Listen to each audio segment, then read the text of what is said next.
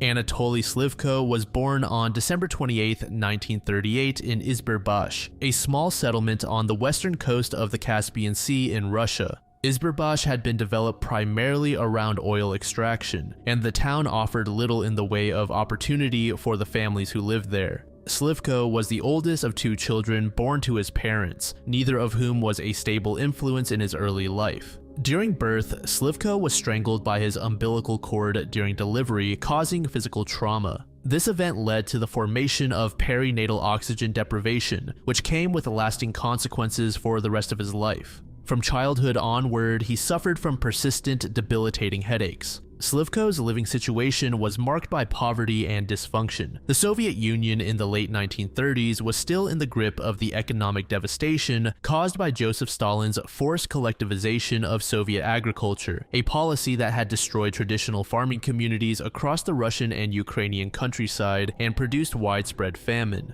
While Dagestan was geographically removed from the worst of the famine, it was not immune to the scarcity and instability the policy created across the broader Soviet economy. Within the household, Slivko's father was a chronic alcoholic whose drinking was a constant source of conflict. He and Slivko's mother argued frequently and intensely, causing immense tension and unpredictability. He was a physically unwell child from the beginning. Beyond the headaches originating from his birth trauma, Slivko suffered from insomnia, recurring childhood illnesses, and chronic undernourishment. He was small and physically frail, which would have compounded the social difficulties that already stemmed from his extreme introversion. Even as a very young child, he was a loner, not necessarily through preference, but through an apparent inability to form comfortable bonds with peers. In June 1941, Germany launched Operation Barbarossa, the largest military invasion in history, targeting the Soviet Union.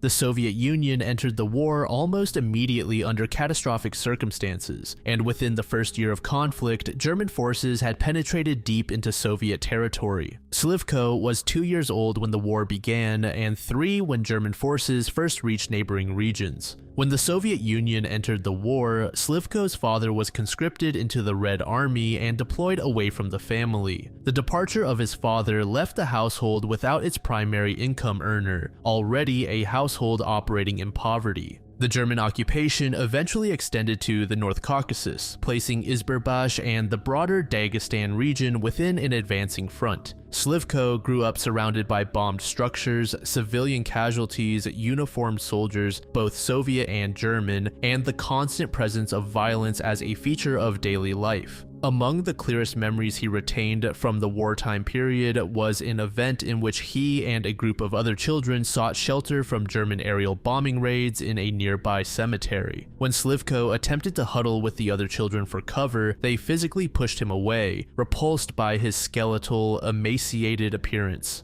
He crouched alone and, in this state of isolation and fear, observed the mutilated remains of a woman and a horse scattered across a nearby street, presumably from the same bombing. In 1942, Slivko witnessed what he described as possibly the act that had the most profound permanent effect on his psyche. A German soldier murdered a young boy who was wearing a distinct red-scarfed uniform of the Soviet Youth Organization, and then, after the killing, calmly wiped the blood from his boot on the boy's body. Slivko was about 4 years old at the time. At some point during the occupation years, he and a group of neighborhood children were playing a game called Partisans. This game involved the children mimicking the behavior of the German occupiers, who had publicly executed Soviet partisan fighters. In the course of the game, Slivko was cast in the role of a captured partisan, and the other children hung him from a tree. The rope constricted around his neck and he lost consciousness. An adult stumbled upon the scene and ran to cut Slivko down, ultimately saving his life. When World War II ended in 1945, Slivko was 6 years old. His father returned from military service, but the family dynamic did not appear to have improved. The household remained poor, and Slivko continued to struggle with his physical health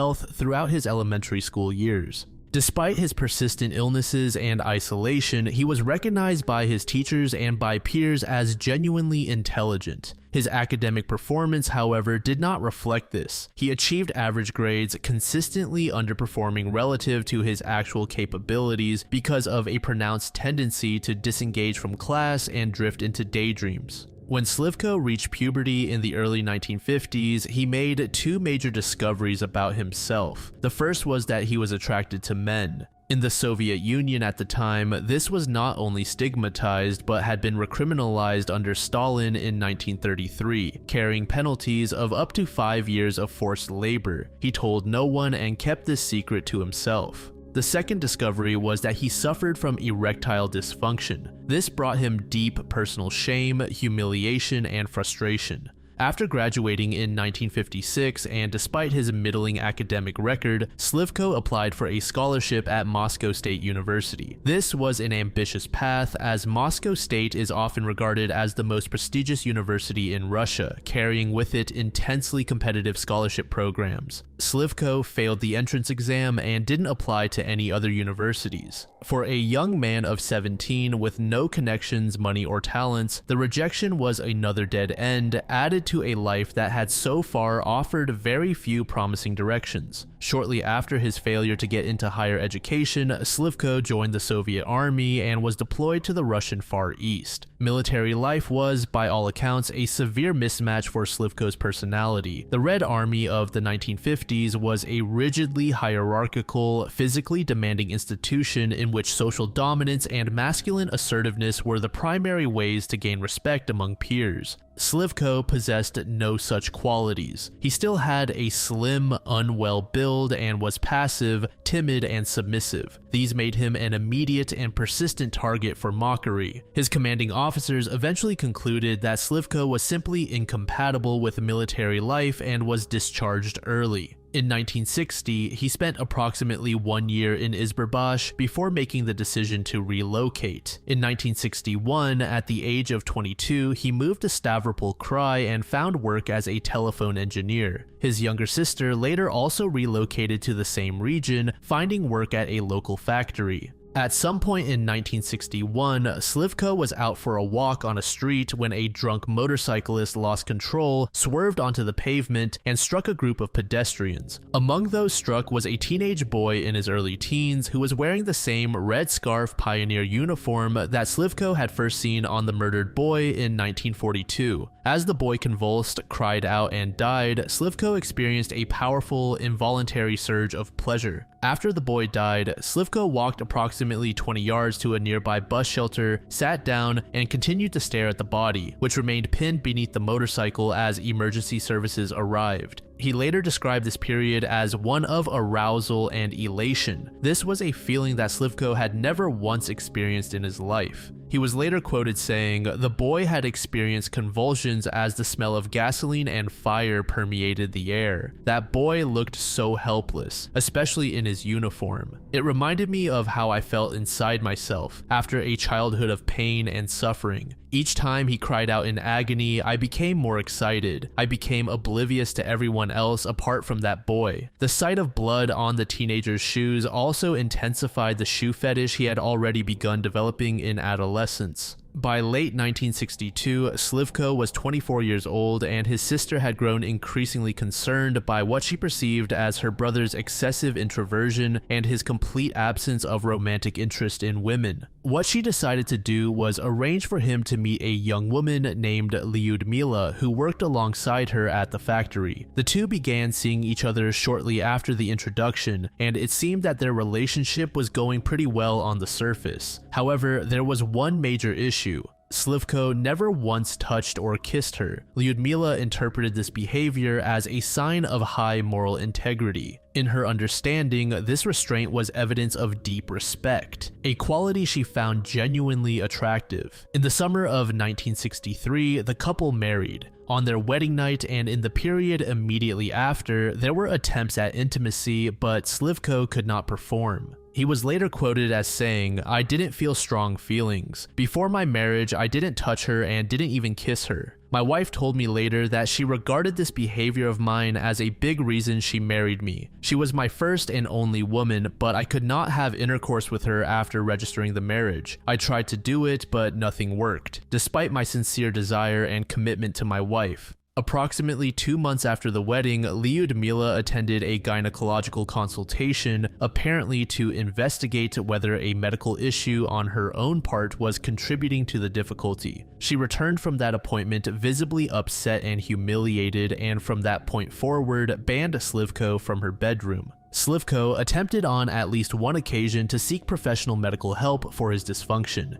He attended a consultation with a physician, but at some point he noticed a young nurse discreetly laughing at his condition. That experience led him to walk out and never seek professional advice again. He also attempted to use alcohol as a method of lowering his inhibitions enough to make intimacy with his wife possible, but found that he could not tolerate alcohol and was unable to drink enough to produce any effect. This was also the first time he had ever had alcohol. Shortly after their wedding, he𝖑𝖑 and he𝖑𝖑𝖑 relocated to the city of Nevinomisk, approximately 50 kilometers to the west. By this point, he𝖑𝖑 had been conjuring up ideas for over a year in an attempt to put himself in a position around individuals whose profiles fit his fantasies. With this move, he decided to start his first youth club in the city. A youth club, framed as a young pioneer activity organization, gave him a legitimate reason to spend time alone with boys, organize group outings to remote outdoor locations, film home movies, and cultivate personal relationships with individual members under the full knowledge and approval of their parents. The first club operated for approximately 1 year before it was destroyed. The building housing the club was burned down in a deliberate act of arson. The alleged perpetrator was one of the boys who attended the club. He claimed that he𝖑𝖑 had touched him inappropriately on several occasions. Because the claims were never brought to an adult or authority, no investigation followed, allowing he𝖑𝖑 to proceed without consequence. The exact number of individuals who were wronged in this first club is unknown. Shortly after the arson incident, he established a new organization, naming it he𝖑𝖑. Unlike the first club, which had operated in a relatively informal context, he𝖑𝖑 was established with a more defined military-like theme, organized around hiking, mountain tourism, survival skills, and the commemoration of Soviet heroism during the war. The club's reputation grew steadily throughout the mid to late 1960s and into the 70s. Local newspapers ran articles about the activities on a regular basis, and radio stations broadcast stories of he𝖑𝖑's dedication to the youth. Communist Party officials even visited the club, praised its leadership, and commended he𝖑𝖑 by name. Families not only enrolled their sons, but also competed for the opportunity to do so. Membership was considered a mark of distinction for a young boy in the area, and he𝖑𝖑's personal approval was sought and valued by parents who trusted him completely. His primary targets within his club were those whom he knew already trusted him and were never older than 17. The single non-negotiable requirement was the uniform. Every target boy had to be wearing or later put into the young pioneer uniform before anything actually happened. He also appears to have preferentially selected boys from disadvantaged families or who were seemingly isolated from their peers. A boy from a stable, attentive family with many friends might not have needed the guidance and attention he𝖑𝖑 was offering, but someone from an unstable or impoverished home who found a structure and sense of belonging in the club had a far stronger reason to seek out he𝖑𝖑's approval and therefore was more likely to do whatever he asked. The earliest documented experiment that he conducted on a boy occurred in June 1963. His target was a 5th grade student named Nikolai, whom he had invited to take part in filming. he𝖑𝖑 took Nikolai to a forest outside of the city and initiated what he presented as a role-playing game of Pioneer Scouts. After some time had passed, he𝖑𝖑 offered what he called a serious test of endurance. Nikolai agreed, and he𝖑𝖑 proceeded to tie him by his limbs and neck to several trees. He pulled out his camera and asked the victim to pretend to be in immense pain and attempt to free himself. This seems to have been the extent of this encounter, and Nikolai didn't fully realize the seriousness of what had happened. he𝖑𝖑 went on to subject additional club members to similar treatment, recording every incident and gradually introducing new elements such as ether to knock the victims unconscious. He'd also begin shining the boys' shoes, requesting that they fast for an extended period, and more. It was also with the addition of ether that Slivko began to actually violate his victims. Each time, he cautioned the boys to remain silent about what it was they were doing. The films and photographs produced during each session were saved for Slivko's own personal use. He returned to them repeatedly in a locked space within his personal office. But there was one major issue. As time dragged on, Slivko built up a tolerance to the collection that he had amassed. Realizing this, he understood that he had to find a new implementation for his sessions in order to satiate his desires. Fast forward to June 1964, Slivko selected a new target, a 15-year-old homeless runaway named Nikolai Dobryshev. To be clear, this Nikolai is a different boy from the previously mentioned one. On June 2nd, Slivko took Nikolai to a remote location. As per usual, the victim was dressed in a new pioneer uniform, polished shoes, and was required to fast prior to meeting. Nikolai inhaled ether and was strung up with a rope before being violated by Slivko. After finishing up his photographs and recordings, Slivko attempted to revive the boy but was unable to. From here, it should be noted that Slivko gave two differing accounts. In his primary account, he maintained that Nikolai's death was entirely accidental, that he had applied his standard revival techniques and they simply failed to work, and that he was shocked and distressed by the outcome. However, in at least one separate session with a psychiatrist, he acknowledged that the moment he recognized Nikolai was dead, he had an out-of-body response unlike anything before. This admission does not definitively establish whether this murder was deliberate or accidental in the strict sense. What it establishes is that even if Slivko did not intend to kill him, he discovered in that moment that killing produced something his previous crimes had not.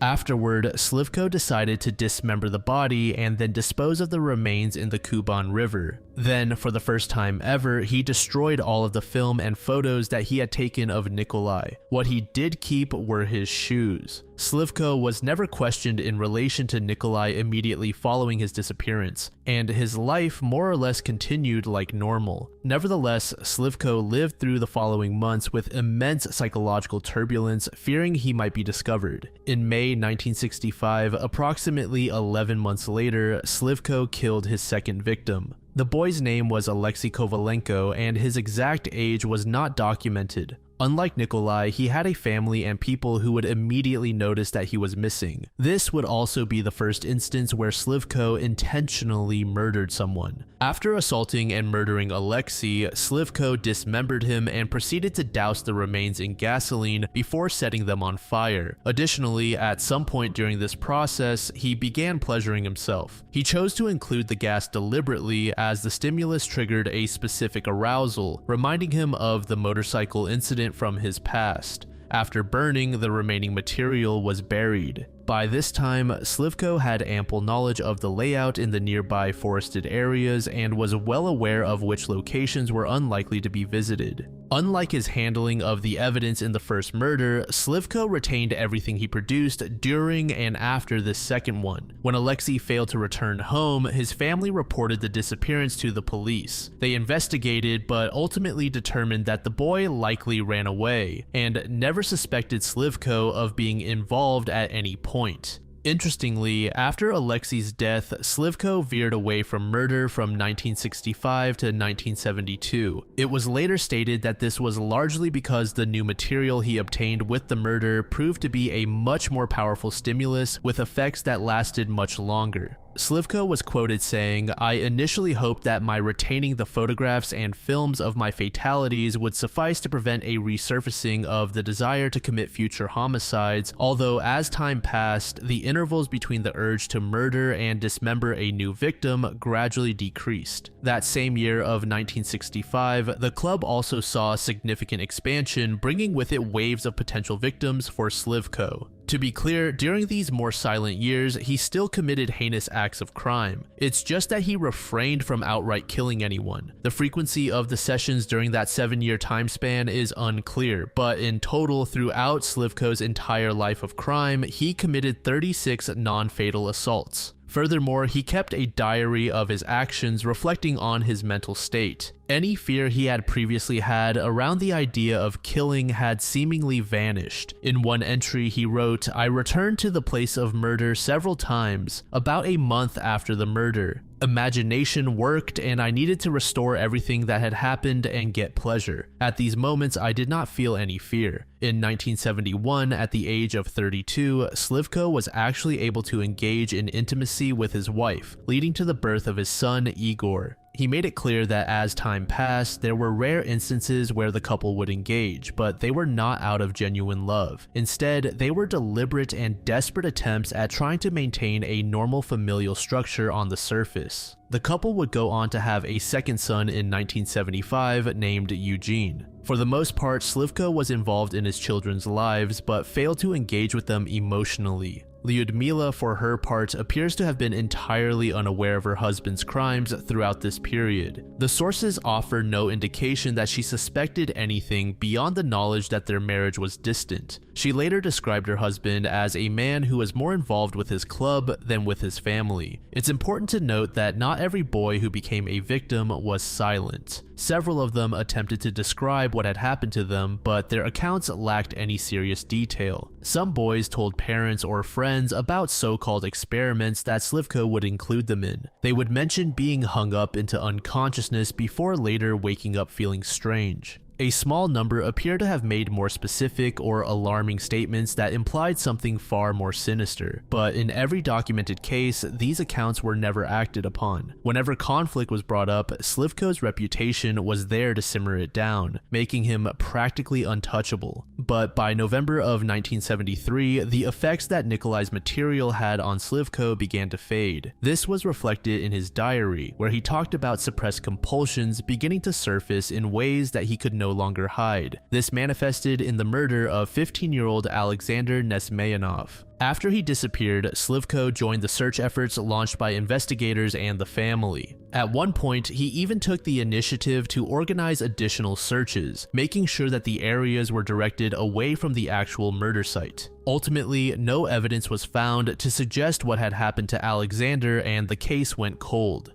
On May 11, 1975, 11-year-old Andrei Pogasyan, the youngest of Slivko's confirmed victims, also disappeared. Andrei's mother told police that her son had gone to participate in a film being made by Slivko in a nearby forest, and that he had previously appeared in a partisan-themed film made by the same man. Police briefly questioned Slivko, who admitted the boy attended his club, but denied any involvement in his disappearance. Because he had won multiple awards for his amateur documentaries and was a recognized pillar of the community, he was eliminated as a suspect after minimal questioning. Andrei's disappearance also went cold. In 1980, 13-year-old Sergei Fatniev disappeared. By this stage, Slivko's diary entries documenting his crimes reveal a noticeable psychological shift. Earlier entries show some residual dissonance after killings. The entries surrounding the Sergei murder explicitly document his lack of disgust and shame at dismembering and burning the body.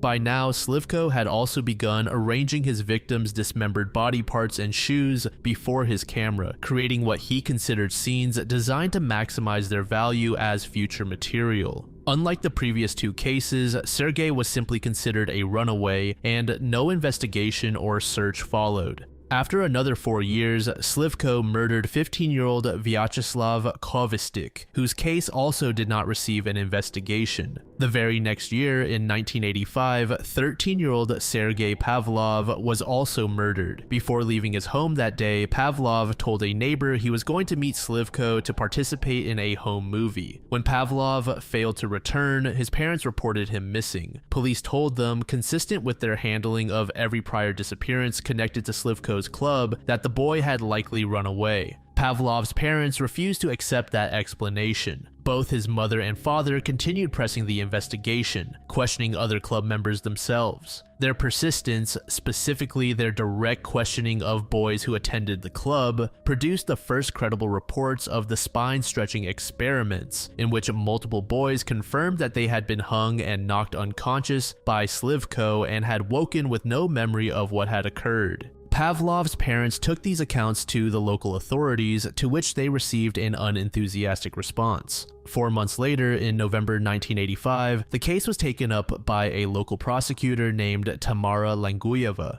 Her approach from the beginning differed from that of the previous investigators. She immediately suspected that the concentrated disappearances were potentially tied to the same culprit. he𝖑𝖑 began her investigation by visiting the club and interviewing both current and former club members. It was here that she learned that every boy who went off with śliwko one-on-one had experienced the same sequence of events. While she was making progress in establishing a pattern, there was still a major lack of direct evidence. At he𝖑𝖑's recommendation, a city prosecutor authorized a formal search of śliwko's home and the club premises in December 1985. Investigators began with śliwko's apartment. The search of the residence recovered relatively little in regard to significance. śliwko had, it appears, been extremely careful over the years to keep the most incriminating material at the club rather than at home. But even when the search moved to the club, it seemed as though śliwko was truly innocent and had no involvement in the disappearances. However, that would all come crashing down when the investigators found a locked room. The particular room in question was referred to as the dark room, and it was used by śliwko for developing his film and storing his legitimate archive. But mixed within his actual documentaries were also his materials on all of the assaults that he had committed. Upon entering the room, investigators quickly found photographs of both fatal and non-fatal encounters involving the boys and śliwko. One piece of film that investigators found particularly disturbing involved śliwko arranging a victim's head in the center of a circle formed by the boys' feet and boots. The room also held items from the crimes, including knives, axes, coils of rope, and lengths of rubber hose. There was also a portion of the room reserved for the shoes of the victims. It was noted that each pair had been removed at the mid-foot. Officials were puzzled at this initially, but śliwko explained that he cut the shoes that way because he never wanted them to be worn ever again. They were simply meant to serve as trophies for him to look back on. It was also here that śliwko's diary, containing detailed accounts of all his crimes, was found. On December 28th, he was brought in for formal questioning and confronted with the evidence recovered from the room. Information on the exact exchange is unclear, but what is known is that śliwko promptly admitted to the crimes. He went into detail on his methodology and the specific circumstances of each of his 7 murders. 6 of the 7 victims' burial sites were also revealed, with the missing one being Nikolai's remains, which were dumped in a river and washed away. śliwko described his compulsion, saying, "I tried to overcome myself, but I could not. The urge to commit further murders was like a growing fire inside me. I knew what I was doing was wrong and I wanted to stop, but something inside me was always stronger. I lived 2 completely separate lives. In one, I was śliwko the teacher, the pioneer leader, the community figure. In the other, I was something else entirely. The 2 did not touch." When the arrest became public, Lyudmila was totally blindsided by the complete disconnection between the man she had lived with for over 20 years and the crimes he had confessed to. As for the local community, their reaction was one of profound disbelief. Parents who fought to gain entry into the club were now grappling with the fact that they put their boys in direct contact with a serial predator. śliwko's trial was held in June 1986, and despite his full confession to investigators, he entered a not guilty plea in court, claiming all 7 deaths were accidental. The prosecution relied heavily on the photographic and film evidence as well as śliwko's own diaries. Psychiatric evaluation determined that he was sane, stating that his birth trauma fell short of any diagnosis that would allow an insanity defense. śliwko was found guilty on all counts and sentenced to death. He was transferred to Novocherkassk prison in the Rostov Oblast to await execution. His appeal to the Supreme Court of Russia was rejected, and a petition to the Supreme Soviet to commute his sentence to life imprisonment was also denied. While imprisoned, śliwko was approached by Detective Viktor Burakov, who was leading the investigation into an unidentified serial killer operating in and around the Rostov Oblast. This unknown subject, who would eventually be identified as Andrei Chikatilo, the Rostov Ripper, had killed at least 29 victims by the time investigators first contacted śliwko in 1986. śliwko agreed to cooperate and provided both written correspondence and face-to-face interviews with investigators. He offered genuine insight into how serial offenders are able to maintain respectable public lives. how crimes are organized to minimize detection risk, and how paraphilic compulsions escalate over time. However, his understanding of his own psychology did not readily translate to an accurate profile on Andre, whose background, methodology, and victim selection differed substantially from Slivko's own. Much of the specific case advice Slivko provided proved inapplicable or incorrect. On September 16, 1989, Slivko was removed from his cell, taken to a soundproofed room within prison, and executed with a single gunshot to the back of the head. He was 50 years old and had been on death row for approximately 3 years.